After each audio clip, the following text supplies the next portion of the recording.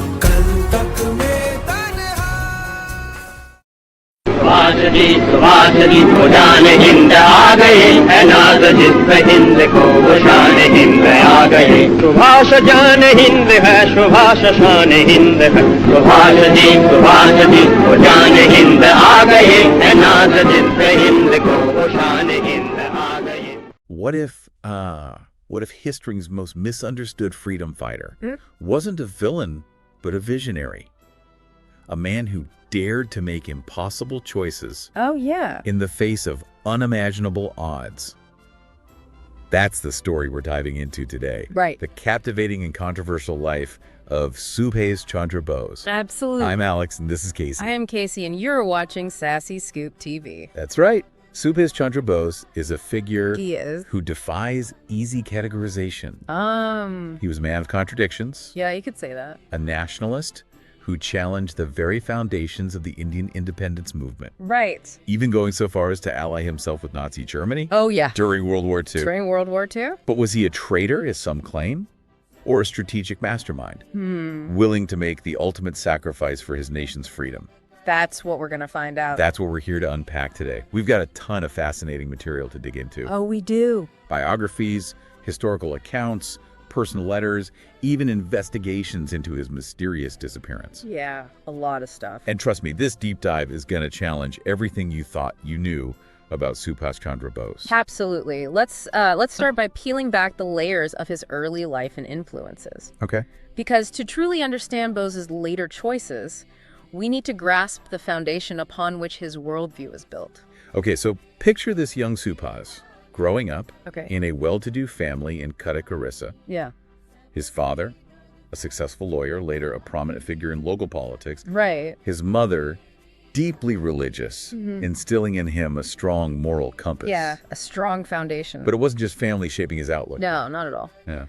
Bose was deeply influenced by the spiritual giants of his time. Right. Like, think Swami Vivekananda with his emphasis on self-reliance Oh, yeah. and the inherent divinity within each individual. Okay. And Ramakrishna Paramahamsa, whose teachings blended Hinduism, Islam, and Christianity, fostering a sense of universal brotherhood. So we see these seeds of both ambition and inclusivity Yeah. being planted early on. Early on, yeah. But how does this translate into a desire for revolution? Like He wasn't exactly protesting in the streets as a teenager. True. But remember the historical context. This is British India. Right. The seeds of discontent were sown deep within the collective consciousness of the nation. Right. And for a young, intellectually curious mind like Bose's, exposure to these injustices, both subtle and overt, would have been deeply impactful. Okay, but here's where I see this fascinating paradox. Okay. Young Bose attend King George V's coronation in London, Yeah. a grand spectacle of imperial power. Right. You'd think he'd be swept up in the pomp and circumstance. You'd think so. Instead, he's troubled by what he sees. Yeah. The stark contrast between the opulence of the British Empire and the plight of his fellow Indians back home. Exactly. It's a pivotal moment for him. He witnesses firsthand the machinery of colonialism, the inherent inequality baked into the system. Right. And it sparks a fire within him. This isn't just an abstract concept of injustice anymore. Yeah. It's a lived reality. So back to India, he goes determined to find his place Yeah. in the burgeoning independence movement. Of course. He joins the Congress Party, He does. but quickly realizes that he's not exactly cut from the same cloth as the old guard. Right. He's impatient. He is. He sees the suffering of his people and he craves immediate action. Okay. He admires Gandhi's commitment to nonviolence, Yeah. but he also sees its limitations. Okay. He believes that a more assertive approach is needed, Yeah. one that combines political activism with social reform and, if necessary, armed resistance. So he's not afraid to ruffle some feathers even within his own party. Not at all. This leads him to co-found the Swaraj Party, Right. a more radical faction within Congress, Yeah. pushing for complete independence Yeah. and challenging British rule through every legal means possible. He's a man of action. He understands that freedom isn't a gift bestowed by the oppressor. Yeah. It's a right that must be seized. And he's willing to use every tool at his disposal to achieve it. He's also deeply involved in the labor movement, He's advocating for workers' rights, fighting for economic justice alongside political freedom. Right. He understands that true liberation requires a holistic approach addressing the social and economic inequalities that plague his nation. And this is where we see his charisma and leadership qualities truly shine. I see it. He connects with people from all walks of life, students, intellectuals, laborers, farmers. He inspires them with his fiery speeches, his unwavering belief in India's destiny, and his willingness to put himself on the line for the cause. But his rising popularity and increasingly radical views put him on a collision course with Gandhi Right. and the more moderate faction within Congress. Their ideological differences are fundamental. In what way? Gandhi believes in gradual reform, in appealing to the conscience of the British through non-violent resistance. Bose, while respecting Gandhi's principles, argues that the British Empire will not relinquish its grip on India without a fight. And this clash comes to a head in 1939 at the Tripuri Congress session. It does. Bose is elected president, Yeah. defeating Gandhi's chosen candidate. Yes, It's a monumental victory, it is. a sign that many within Congress are ready for a more assertive stance. Right. But it also marks the beginning of a bitter power struggle within the party. Gandhi, deeply hurt by the defeat, Yeah. refuses to cooperate with Bose. Oh, wow. He and his supporters maneuver to undermine Bose's authority, making it impossible for him to effectively govern. Imagine the pressure on Bose. You've been elected leader, you have this mandate for change, but you're effectively being blocked at every turn by the very people who are supposed to be your allies. It's a heartbreaking situation. Yeah. Bose, feeling isolated and betrayed, resigns from the presidency of Congress. Wow. But this setback doesn't break him. It fuels his determination to find a new path to freedom. And that's where the Forward Bloc comes in. He forms his own party aiming to unite all left-wing factions under a single banner. Right. A force for radical change that will challenge not only British rule, but also the traditional methods of the independence movement. Exactly. He's ready to shake things up to take the fight to a whole new level. It's a bold move. It is. He's essentially going rogue, forging his own path, and betting everything on his vision for free India. But then the world is thrown into chaos. Oh, yeah. World War II erupts, It does. and suddenly everything changes. Everything changes. Britain, the very power Bose is fighting against, Right. is now embroiled in a global conflict. He sees an opportunity, a chance to exploit his enemy's weakness. Yeah, But this leads him down a controversial path, it does. one that will forever alter his legacy. This is where things get really complicated. Tell me more. He decides to seek help from the enemy of his enemy, Okay. the Axis powers. And this is where many people stumble. They see his alliance with Nazi Germany as a betrayal, as proof that he was a fascist sympathizer. But is that really the whole story? That's where we need to dig deeper to understand the context, the desperation, and the impossible choices he faced. It's easy to judge Bose's decision from the comfort of our present-day perspective. I can see that.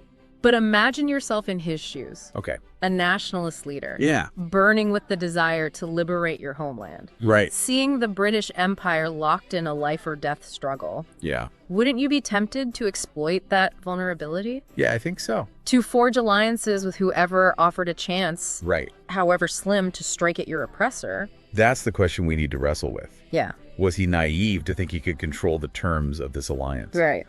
Or was he so driven by his mission that he was willing to make a deal with the devil himself? It's a moral dilemma, no doubt. Yeah. And one that historians continue to debate to this day. I bet. But to understand Bose's motivations, Right. we have to look beyond the simplistic labels of hero or traitor Okay. and delve into the complexities of his character, his worldview, and the geopolitical landscape of the time. Okay, so let's break it down. Okay. What leads him to make this fateful decision?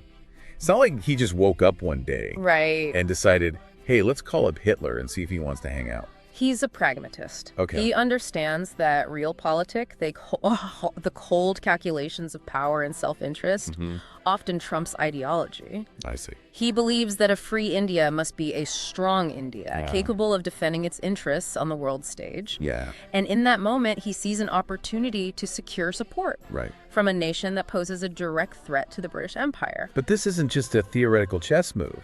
This is a high-stakes gamble with his own life, his reputation, Absolutely. and potentially the future of India hanging in the balance. Absolutely. And his actions reflect that sense of urgency and desperation. Awesome. In 1941, he makes a daring escape from India disguised as a Pathan, traveling under the alias MD Ziauddin.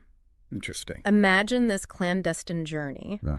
Crossing the treacherous mountains of Afghanistan, Yeah. evading British intelligence, Wow. seeking help from the German and Russian embassies in Kabul, navigating a web of international intrigue. It sounds more like a spy thriller than a historical account. It's a testament to his courage, his cunning, and his unwavering belief in his mission. I can see that. He's not just a politician giving speeches.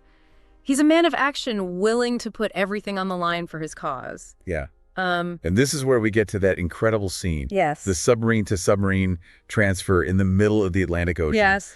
He's literally risking his life to get to Germany to secure their support for the Indian independence movement. It's a pivotal moment. It is. He's stepping onto the world stage, Yeah. ready to play a dangerous game with the fate of millions in his hands. But things don't exactly go smoothly once he arrives in Germany, right? Yeah, they don't. Clashes with some of their officials. He does. Especially those who hold racist views about Indians. He's walking a tightrope. Yeah. He needs their support, but he refuses to compromise his principles. Right.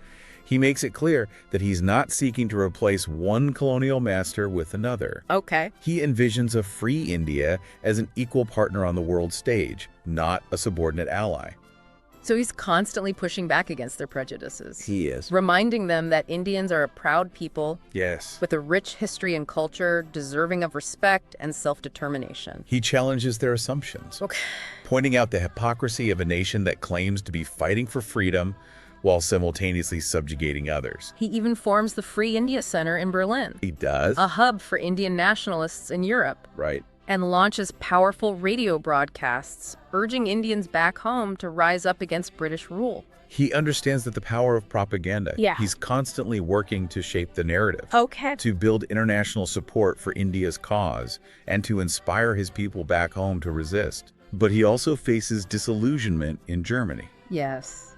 He realizes that their goals don't fully align with his. Right. They see India as a strategic pawn in their global game, a potential source of resources and manpower, not a nation worthy of genuine independence. He's becoming increasingly aware of the limitations of this alliance. Okay. He's learning that even those who claim to be fighting for freedom can be just as opportunistic and self-serving as those they oppose. And this is where his attention shifts to Southeast Asia. Yes, it is. He sees the Japanese advances in the region as a potential turning point. Right. He believes that by aligning himself with them, he can forge a new path to liberation. One that is closer to home and more in tune with his vision for an independent India. It's a risky move, but he's willing to gamble everything on this new strategy. Wow. He believes that the time is ripe for a decisive blow against the British Empire. Yeah. And he's determined to be at the forefront of that fight. So he travels to Japan, meets with their leaders, and convinces them to support his plan to form an Indian army that will fight alongside the Japanese forces. Right. To liberate Southeast Asia and eventually push into India itself. It's a bold vision. It is. He's not just talking about political independence, he's envisioning a military campaign Right. that will sweep across the region, reclaiming lost territory and establishing India as a major force in Asia. And this is where the Indian National Army, the INA, is born. Yes. He takes charge of this ragtag group of Indian expatriates and former British Indian Army soldiers. Right. Molding them into a disciplined fighting force, instilling in them a sense of purpose and patriotism, and preparing them for the battles to come. He becomes more than just a political leader. I see. He transforms into a military commander, Right. a charismatic figure who inspires loyalty and devotion in his troops. Yeah. He's leading by example, sharing their hardships and urging them to fight not for personal glory, but for the liberation of their motherland. And his message resonates not just with the soldiers, but with the wider Indian diaspora in Southeast Asia. It does. They see him as a beacon of hope, a symbol of resistance, Right. a leader who will finally break the chains of British rule. He taps into a deep well of resentment and longing for freedom. Right. He understands the power of symbolism Yeah. and uses it masterfully to rally support for his cause. He adopts the slogan Jai Hind, Oh, wow. Victory to India, Interesting. which becomes a rallying cry for the INA and for the entire independence movement. Wow. He also forms the Rani of Jhansi Regiment, Okay. an all-female combat unit, Really? a testament to his belief in the power of women to contribute to the struggle. That's amazing. It's a revolutionary move challenging traditional gender roles and empowering women to take up arms alongside their male counterparts. They undergo rigorous training, learning to handle weapons, provide medical care, and engage in combat operations. They embody the spirit of the INA, courageous, dedicated, and willing to sacrifice everything for the dream of a free India. Wow. And in 1944, the INA launches its first major offensive, Yes. pushing into British-controlled territory in Burma, Right. aiming to capture strategic locations, disrupt supply lines, and eventually create a gateway for their advance into India itself. It's a moment of truth. It is. The INA is about to face its greatest test, and the fate of Bose's grand plan hangs in the balance. And the INA poised for a showdown with the British in Burma. This is where the story takes a truly dramatic turn. Yeah, this is where we see Bose's leadership put to the ultimate test. Right. He's no longer just inspiring troops with speeches, he's directing military strategy, Yeah. making life or death decisions on the battlefield. And those early battles in Burma are crucial. The INA scores some significant victories, capturing towns like Modoc Oh, yeah. and pushing deep into enemy territory. For a brief moment, it seems like his dream of liberating India through military force might actually be within reach. It must have been exhilarating for those INA soldiers to finally be on the offensive, to be reclaiming land that had been stolen from their people, to be fighting alongside a leader who shared their burning desire for freedom. Imagine the hope and the sense of possibility that must have surged through their ranks. You can practically feel the momentum building. Yeah. But as we know, this initial success doesn't last.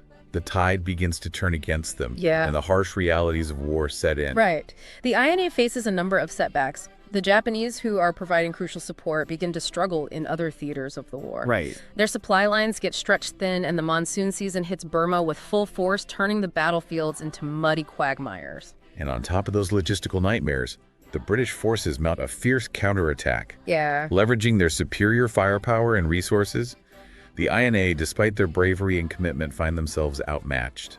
It's a tragic turning point. Yeah. The dream of a swift victory fades, and the INA is forced to retreat, facing heavy casualties and dwindling morale. It must have been a crushing blow for Bose to see his grand vision slipping away. But even in defeat, he doesn't give up. No, he doesn't. He continues to rally his troops, to inspire them with his unwavering belief in their cause. He understands that the fight for freedom is rarely a straight path to victory. It's a long and arduous struggle, filled with setbacks and sacrifices, and he embodies that spirit of resilience, urging his followers to never lose sight of their ultimate goal. He took it a step further, actually, established the Azad Hind Government, 1943. This wasn't just symbolic, though. It was a real government in exile, challenging the British, their rule. So like a parallel government with institutions, symbols of authority, all that. Exactly. It had its own cabinet currency, even a court system. They were actively seeking recognition from other nations to, administer the territories they liberated. It was bold declaration of independence, even before India, formally achieved it. And he managed to unite Indians from all walks of life. Yeah. Hindus, Muslims, Sikhs, people from different regions, castes, all fighting together. It was essential to his vision of a free India, transcending those divisions, the ones the British, they often exploited those divisions to control. He knew that a divided nation couldn't defeat an empire, not like Britain. No. It's like he was forging a new national identity, putting unity first. And that's reflected in the INA itself. Exactly. Truly diverse fighting force, drawing soldiers from all over India and the diaspora. All united by their belief in a free India. And let's not forget those powerful slogans. Jai Hind, Delhi Chalo. They became more than words. They were rallying cries, embodiments of hope and determination. Jai Hind, meaning victory to India. It's still used today, Right. Really powerful. It captured that spirit, the INA, the yearning for freedom throughout the nation. Yeah. It's amazing how a phrase can carry so much weight, so much emotion. Yeah. And Delhi Chalo, March to Delhi, that captured the goal. Yeah. To drive out the British, reclaim their capital. These slogans, they were carefully chosen to evoke emotion, to mobilize, to give people purpose. It was brilliant propaganda, in the best sense of the word, of course. Of course. Tapping into that collective yearning for freedom, giving it a voice. So you have the INA fighting, the Azad Hind government gaining ground, these slogans spreading like wildfire, momentum is building, but then The tide turns. World War II. Against the Axis, this must have been devastating to the INA. Their hopes were tied to their allies' success. It was a major setback for sure. The Japanese, they were providing crucial support, to the INA, and they started facing defeats in the Pacific. Resources, manpower, dwindling. Leading to the INA's retreat from Imphal, Burma.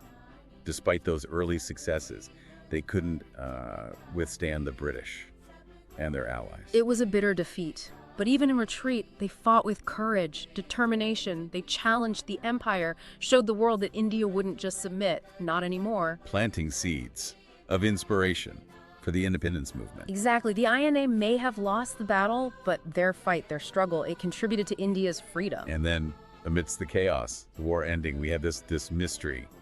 Bose's death in a plane crash. August 1945. Days after Japan surrendered, news breaks. Bose died in a plane crash, Taiwan. The official story, his remains were cremated in Taipei, later transferred to a temple, Tokyo. But like we said, there are a lot of people who don't buy it. The evidence, it's shaky. The circumstances are, murky. There are doubts. For good reason. Lack of conclusive proof. Eyewitness accounts, they contradict each other. The investigation had a lot of holes. Unanswered questions. Gaps in the story. Enough to raise doubt. Reasonable doubt. And then you have all the sightings of Bose. After 1945, people claim to have seen him. All over Asia, even Europe. Some of these people, credible sources, intelligence officials, journalists. Wow. Evidence he might have lived. Yeah, it's hard to dismiss. And then you have Bose himself, his personality, his history of daring escapes. He was good at disappearing. Yeah, so maybe he staged his death, went into hiding, to continue his work. It's possible, but there are those who disagree completely. They say there's no proof he lived past 45. They say the sightings are misidentifications or fabrications. So a historical debate with strong arguments on both sides, unsolved, fueling speculation, keeping his memory alive. It's true. The unanswered questions, they've become part of his legacy, haven't they? Adding to the intrigue. And that legacy, it's multifaceted. He's a national hero in India. His image is on stamps, statues. But his actions, they're debated. His motives are scrutinized. His contributions to India's independence, though, they can't be denied. The INA, even though they lost, they played a part in that final push for freedom. They showed the world that Indians were willing to fight and die for independence. And those INA trials, the British holding trials against the soldiers, they backfired spectacularly. They were supposed to punish, deter. But instead, they galvanized Indian nationalism. They exposed the brutality of colonial rule. It became a rallying point. Public sympathy for the INA. The British, they look like oppressors. Their days were numbered. It's amazing. They tried to suppress dissent, and it just fueled it. Turning traitors into martyrs. Martyrs, exactly. It speaks to the power of ideas, you know? Yeah. The yearning for freedom. And if we get our picture, the INA's fight, even in defeat, it had an impact psychologically. Cracked the myth of British invincibility. Emboldened those fighting for freedom. Showed that the empire, it could be challenged. And that victory was possible. Even losing a battle can help you win the war. Exactly. But Bose, his vision, it went beyond just independence. He wanted to create a certain kind of India. So not just tearing down the old system, but building something new. He wanted a strong India, self-reliant, free from colonial rule, A&D, economic exploitation. He talked about industrialization, social justice, a united India, celebrating its diversity, a man ahead of his time. And those ideas, they're still relevant in India today. They are, yeah. A lot of the challenges India faces, economic inequality, social divisions, they're all things Bose talked about decades ago. So how is he remembered today? Is he a hero to everyone? Or is there a more nuanced view? His wartime alliances, his association with, controversial figures, there's still debate. So a national icon, but with differing opinions. It's complicated. History is complicated. It's not about simple stories. It's about understanding the past, recognizing that even heroes, they're flawed. They make difficult choices. Bose's story is definitely complicated. Yeah, a visionary leader, made controversial choices, passionate nationalist. His legacy inspires, it provokes. This deep dive has been something else. I'm still processing it all. A man who, continues to inspire, intrigue, right? Even now. We've talked about his escapes, his alliances in the war, the INA, and of course the mystery of his death. But today we're looking at how his ideology, how did it shape India after independence? What would he think, of India today, almost 80 years later? It's a good question. To imagine how his vision lines up with the reality. So let's break down his core beliefs, right? It wasn't just about getting rid of the British. He had a vision for a free India. Yeah, at the heart of it all was this idea, a strong India, self-reliant, free from colonial rule, but also from economic exploitation. So not just trading one master for another. Exactly. He didn't like Western capitalism, thought it created inequality. He's all about a kind of socialism, but with Indian roots, Not just copying Europe, but forging their own path. Right. He wanted India to be this industrial powerhouse, competing globally, through innovation, being self-sufficient. Technology, science, they were tools, to get there. Progress through self-reliance. And don't forget social justice, uplifting the marginalized, empowering women, bridging those divides, caste, religion, the things that had always held India back. So united India, embracing diversity, but striving for equality, opportunity for everyone. Unity was key. He argued a divided nation, it just couldn't prosper, couldn't reach its potential. So how much of that made it into, the India we see today? Well, it's mixed. India usually achieved independence. We wouldn't be here if it hadn't. That's a testament to the struggle. And Bose, he's recognized for that. Even if his path, it wasn't the one they ended up taking. Right. But the path they chose, it was shaped by Gandhi, by Nehru, not Bose's radical ideas. The early socialism, the non-alignment in the Cold War, that was more Nehru. A more moderate approach. Slower change. But Bose did have influence, right? Oh, yeah. The emphasis on self-reliance, the public sector industries, focusing on science, on technology, that's Bose. But the capitalism he criticized is huge in India today. Yeah. Created opportunity and challenges. This is where it gets really interesting. What would Subhas think of India now? The tech, the growth, the global ambitions. He'd probably be impressed by the economic rise, India's growing influence. Remember, he wanted India to be a global power. But the problems, the inequality, the poverty, the divisions. That would trouble him. The rich-poor gap, poverty, those go against his vision, you know. Social justice, shared prosperity. And the religious tension, the violence. He was all about unity. It would sadden him. Unity was everything to him. He'd want Indians to rise above those divisions, find that common ground. A message that's, well, still relevant today. Absolutely. And in this globalized world where nations are competing, you know, economically, technologically, maybe some of his ideas about being self-sufficient, thinking strategically, they're more important now than ever. He was ahead of his time. He was a visionary. And his legacy, it makes us think, debate. It forces us to look at today's problems in a new way. So what does it all mean? What can we learn from Subhas Chandra Bose? I think a few things. Conviction. He believed in his cause, passionately, never gave up on the dream of a free India. The power of believing in something. Yeah, and unity. He knew that division would hurt their progress. He challenged everyone to look past differences, work together. Another message that's still relevant today. And finally, that the fight for freedom, for justice, it never ends. You have to be vigilant, challenge the way things are, be committed to building a better future. Wow. I think Netaji would be proud of how far India has come. But he wouldn't let us get complacent. He'd push us to be that India he imagined. Strong, united, just. A global power. He was a dreamer, yeah, but he took action. He wouldn't want us to just imagine it. He'd want us to build it. Well said. This deep dive has been amazing. Learned so much. I hope you have too. We've just scratched the surface, but hopefully this makes you curious to learn more. He was complex, compelling. His story shows us that history, it's not just the past.